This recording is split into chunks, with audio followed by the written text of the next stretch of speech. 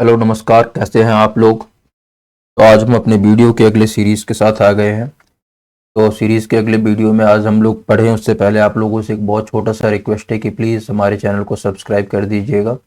Subscribe करने का कोई एडिशनल चार्ज नहीं है, यहाँ पे आपको सब्सक्राइब का बटन दिखेगा, आप प्लीज़ सब्सक्राइब कर दीजिएगा। और हम लोग बिना समय व्यर्थ किए हुए सीधा अपने कंटेंट पे चलते हैं। तो जब मैं कंटेंट पे आता हूँ तो सबसे पहले देखते हैं कि आज का पहला प्रश्न क्या है। लेकिन आप लोग उससे पहले कॉपी और पेन लेके बैठिए, जिससे आपको मालूम चले कि क्या प्रोग्रेस है आपका, आप किस तरीके से पढ़ रहे हैं, कितने नंबर आ रहे हैं और क्या वो यूजफुल है कि नहीं है, ये आपको मालूम चलना चाहिए। चलिए पहले प्रश्न की ओर बढ़ते हैं। तो पहला प्रश्न क्या है, अपभ्रंश को प्राकृत भाषा हिंदी किसने कहा है। तो जल्दी से बताइए, अपभ्रंश को प्राकृत भाषा हिंदी किसने कहा है। तो पहले का करेक्ट आंसर क्या हो जाएगा, रामचंद्र शुक्ल। चलिए उसके बाद अगला प्रश्न देखते हैं। हिंदी काव्यधारा के संपादक हैं, जल्दी से बताइए हिंदी काव्यधारा के संपादक कौन है।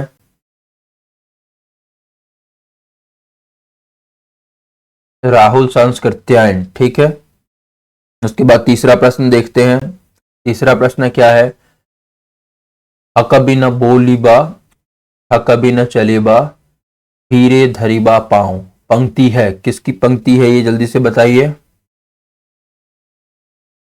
गोरखनाथ की।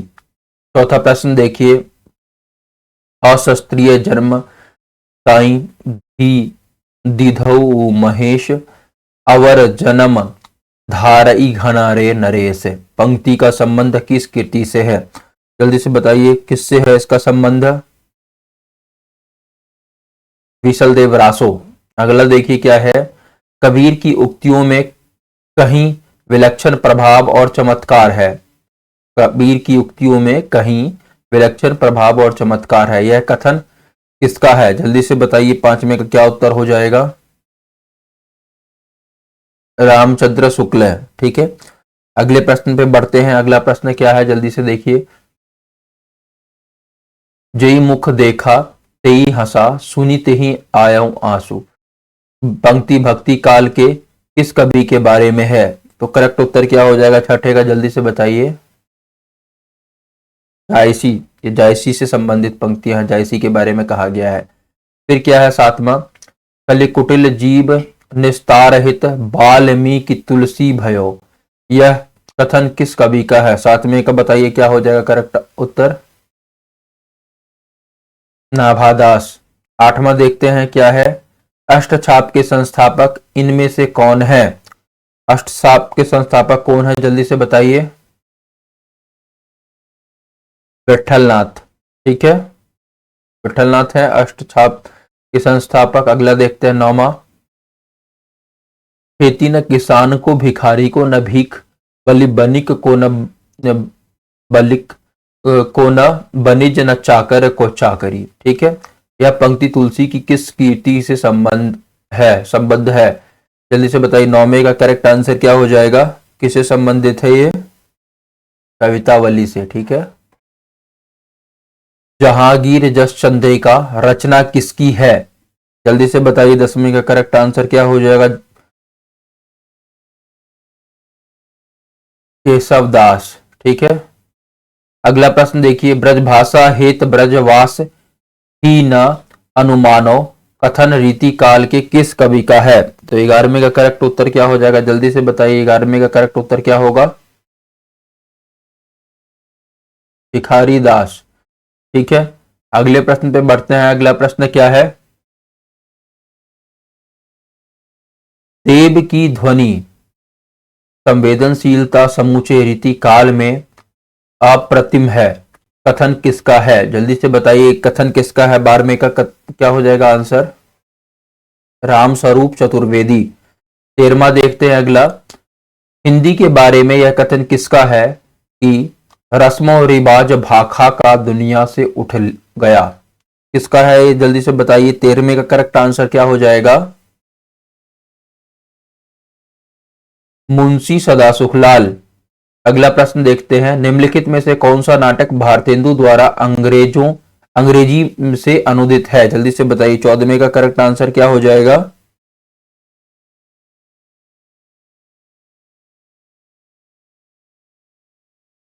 14वें का करेक्ट आंसर जल्दी से बताइए। दुर्लभ बंधु। ठीक है, अगला प्रश्न देखते हैं। उपन्यास मासिक पत्रिका का प्रकाशन किस सन में शुरू हुआ? उपन्यास मासिक पत्रिका का प्रकाशन किस सन में शुरू हुआ? जल्दी से बताइए। 15वें का करेक्ट आंसर क्या हो जाएगा? 1901। संपत्ति शास्त्र की भूमिका शीर्षक लेख किस पत्रिका में छपा था? करेक्ट आंसर क्या हो जाएगा 16वें का? जल्दी से बताइए। सरस्वती। 16वें का करेक्ट आंसर क्या हो जाएगा? सरस्वती। चलिए अगले पे चलते हैं। अगला क्या है? 17वां। भारत भारती लिखने में उर्दू के किस ग्रंथ की प्रेरणा थी? जल्दी से बताइए। भारत भारती लिखने में उर्दू के किस ग्रंथ की प्रेरणा थी? 17वें का करेक्ट आंसर क्या हो जाएगा? मुसद्दसे हाली। ठीक है, अगला प्रश्न देखते हैं। छायावाद स्थूल के प्रति सूक्ष्म का विद्रोह है, यह स्थापना किसकी है? जल्दी से बताइए। 18वें का करेक्ट आंसर क्या हो जाएगा? नागेंद्र। प्रेम का प्रेम का पायोधी तो उमड़ता है सदा ही निस्सीम भू पर, यह पंक्ति किस छायावादी कवि की है? जल्दी से बताइए। 19वें का करेक्ट आंसर क्या हो जाएगा? निराला। अगला प्रश्न देखते हैं। प्राचीन भारत के भाषा परिवार और हिंदी किस आलोचना का ग्रंथ है? जल्दी से बताइए। 20वें का करेक्ट आंसर क्या हो जाएगा?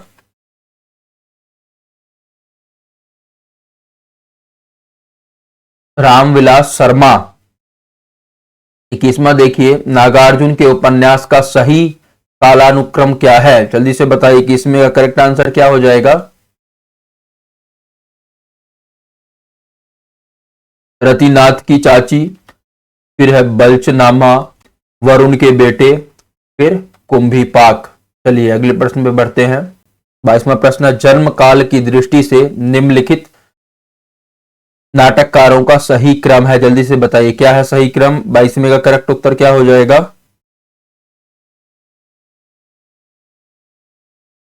भुवनेश्वर, मोहन राकेश, सुरेंद्र वर्मा, फिर मीराकांत।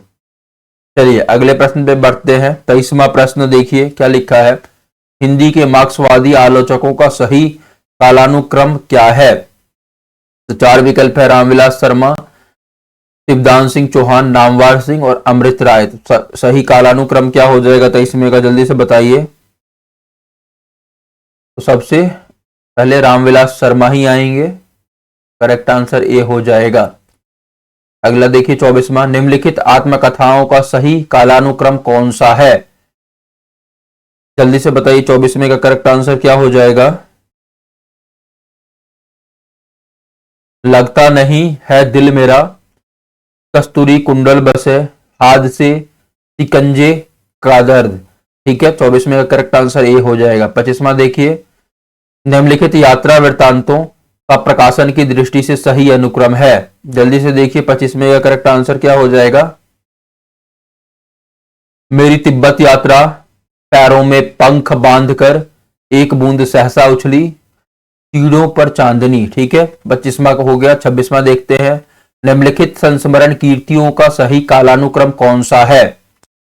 26 का करेक्ट आंसर बताइए क्या हो जाएगा? तो हम हसमत, काशी का 80, तुम्हारा परसाई, लौट आओ धार। इसमें सबसे पहले हम हसमत ही आएगा, तो एक ही विकल्प में है, तो करेक्ट आंसर ए हो जाएगा। चलिए अगले पे चलते हैं। निम्नलिखित उपन्यासों का सही कालानुक्रम क्या है? 27वें का पूछा है। 27वें का करेक्ट आंसर क्या हो जाएगा? परीक्षा गुरु, नूतन ब्रह्मचारी, निस्सहाय हिंदू और फिर चंद्रकांता। 27वें का करेक्ट आंसर ए हो जाएगा। चलिए अगला। निम्नलिखित संस्कृत आचार्यों का सही कालानुक्रम कौन सा है? 28वां प्रश्न पूछा है। 28वें का करेक्ट आंसर क्या हो जाएगा? चंडी, मम्मट, जयदेव, फिर विश्वनाथ। चलिए अगले प्रश्न पे बढ़ते हैं। 29वां देखिए। निम्नलिखित पाश्चात्यवादों का सही कालानुक्रम क्या है? 29वें का करेक्ट आंसर बताना है, जल्दी से बताइए क्या हो जाएगा?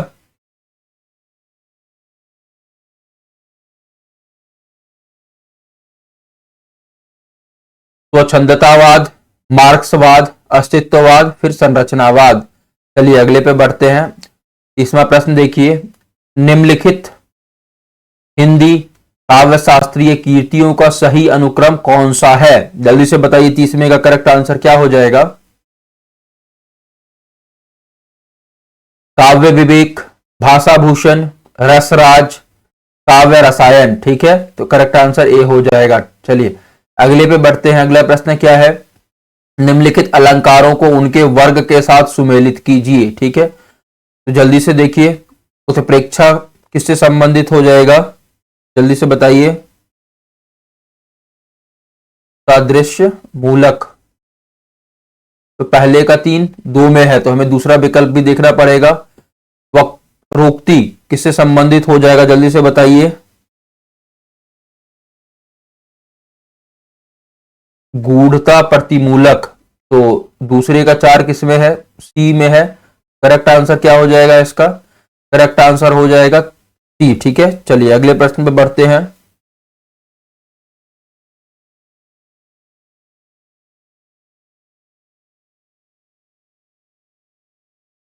देखिए 32वां प्रश्न देखिए अगला, निम्नलिखित विशेषताओं को उनके सिद्धांतों के साथ सुमेलित कीजिए। सबसे पहले देख लेते हैं, प्रकृति और प्राचीन यूनानी ग्रंथों का अनुकरण। 32वें का करेक्ट आंसर क्या हो जाएगा? जल्दी से बताइए। 32वें का ए का मिलान करिए जल्दी।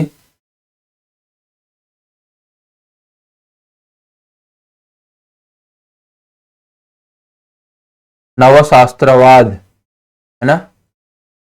ए का 4 किसी में है, तो एक ही विकल्प में है, तो अपने आप इसका विकल्प क्या हो जाएगा?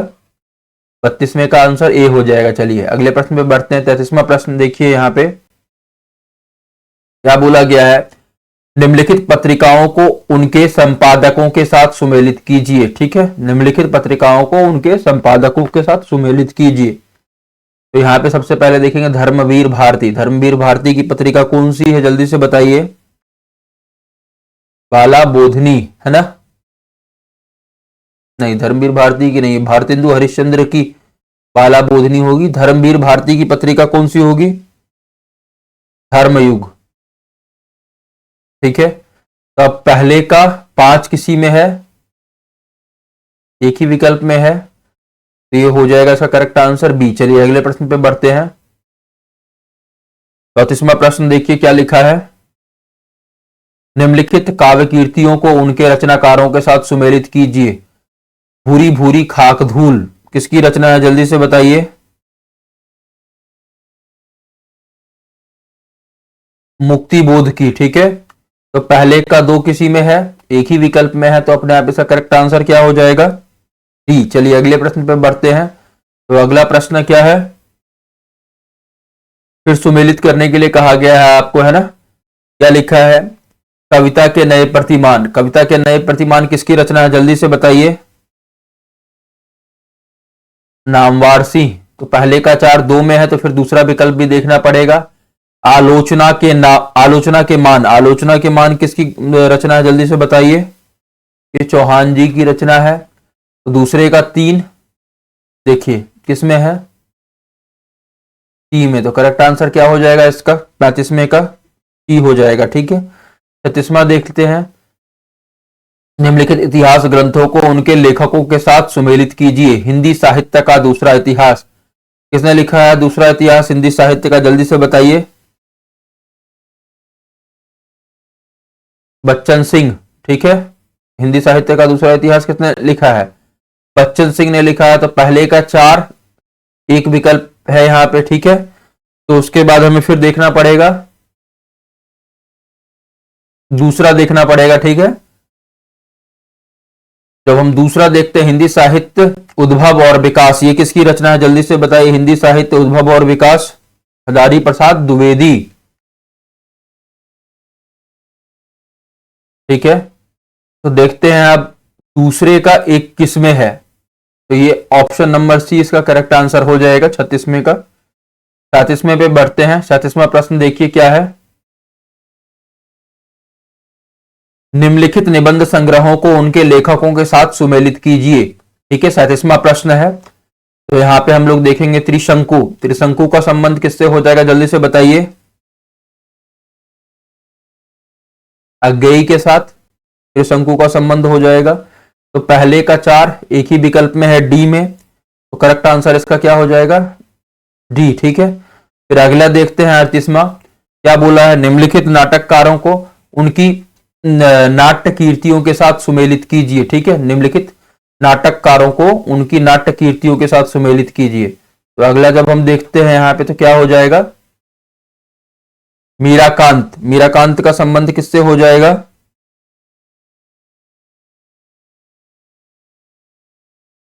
यहां मृग से। ठीक है, और उसके बाद पहले का 3 दो में है, तो दूसरा देखेंगे कुसुम कुमार। कुसुम कुमार का संबंध किससे हो जाएगा, दिल्ली ऊंचा सुनती है। ठीक है, दूसरे का 4, तो करेक्ट आंसर इसका क्या हो जाएगा, डी। चलिए अगले प्रश्न पे बढ़ते हैं। अब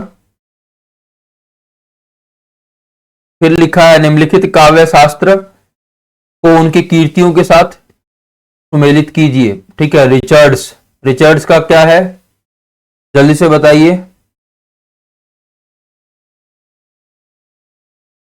द फिलॉसफी ऑफ रिटोरिक। ठीक है, तो पहले का 4 किसी में है, बी में है, तो करेक्ट आंसर इसका क्या हो जाएगा, 39 का बी हो जाएगा। चलिए 40वां प्रश्न देखते हैं। तो 40वें प्रश्न में क्या कहा गया है, निम्नलिखित काव्य शास्त्रीय आचार्यों को उनकी कीर्तियों के साथ सुमेलित कीजिए। तो 40वें का देखिए, राजशेखर। राजशेखर का संबंध किससे हो जाएगा,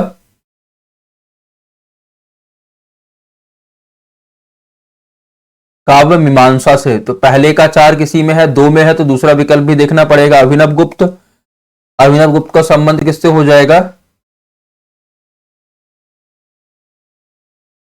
ठीक है, तो क्या हो, करेक्ट आंसर क्या हो जाएगा 40वें का, ए हो जाएगा करेक्ट आंसर। ठीक है, तो 40वें का करेक्ट आंसर क्या हो जाएगा, ए। चलिए अगला प्रश्न देखते हैं। 41वां प्रश्न देखिए, स्थापना दे रखा है और तर्क है, शाश्वत चेतनता जब श्रेय ज्ञान को मूल चारुत्व में ग्रहण करती है तब काव्य का सृजन होता है। तर्क क्या है, क्योंकि काव्य में सिर्फ श्रेय अपेक्षित है, ना कि चारुत्व। तो क्या हो जाएगा करेक्ट आंसर 41वें का, तर्क गलत है किंतु स्थापना सही है। 42वां देखिए क्या बोला है, रस अस्थाई भाव से विलक्षण होता है।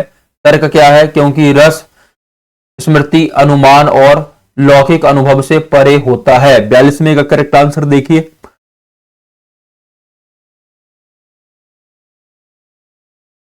42वें का करेक्ट आंसर हो जाएगा बी, स्थापना सही है किंतु तर्क गलत है।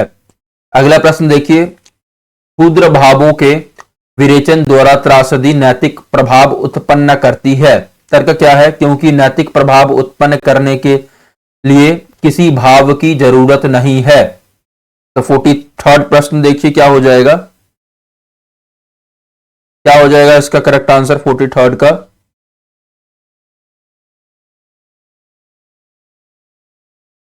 ठीक है, स्थापना सही है किंतु तर्क गलत है। अगला देखिए 44वां, रसात्मक काव्य ही काव्य है। तर्क क्या है, क्योंकि हर काव्य रसात्मक होता है इसीलिए वह काव्य कहलाने के योग्य होता है। 44वें का करेक्ट आंसर क्या हो जाएगा, जल्दी बताइए। स्थापना सही है किंतु तर्क गलत है। ठीक है, 45वां देखते हैं। 45वां प्रश्न क्या बोला गया है, ज्ञान राशि के संचित कोष को साहित्य कहते हैं। तर्क क्या है, क्योंकि साहित्य में हृदय के लिए कोई जगह नहीं है। ठीक है, तो 45वें का क्या हो जाएगा, ई हो जाएगा। ठीक है, स्थापना सही है किंतु तर्क गलत है। चलिए आगे देख लेते हैं, गद्यांश दिया गया है, पढ़ लेते हैं, फिर उसके आधार पर उत्तर करना है।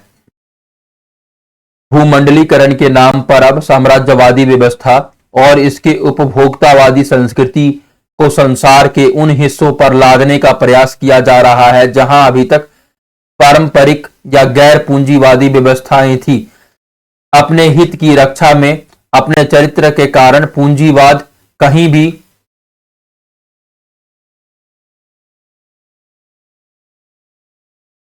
अनियोजित विकास ही करता है। इससे क्षेत्रीय विषमताएं उभरती हैं और जहां भी इसका पैर पड़ता है वहां संपन्नता और विपन्नता के समूहों का विभाजन होता है। इससे हर जगह आंचलिक या समूहों के बीच संघर्ष उभरते हैं। छोटी खेती और किसानों का अस्तित्व समाप्त होने लगता है और विशाल पैमाने पर बेरोजगारी फैलने लगती है। विशाल पूंजीवादी फार्मों का विकास होता है जिसमें नई जैविक तकनीकों का बड़े पैमाने पर प्रयोग होता है और इससे संबद्ध बीज और रसायन उत्पादन करने वाली बहुराष्ट्रीय कंपनियों का विस्तार होता है। व्यापार के अंतरराष्ट्रीय पैमाने के साथ साथ विनिमय की गति को तेज करना जरूरी होता है। इससे नए संचार माध्यमों का बड़े पैमाने पर विकास होता है। तत्काल इंटरनेट से ई कॉमर्स की ओर संक्रमण इसी प्रक्रिया का परिणाम है। हालांकि इससे यह भ्रम पैदा होता है कि संसार के लोग जुड़ रहे हैं और संसार एक वैश्विक गांव बन गया है, परंतु वास्तव में इससे सिर्फ संसार का एक संपन्न वर्ग ही अपने व्यापारिक या व्यावसायिक हितों के लिए एक दूसरे से जुड़ता है।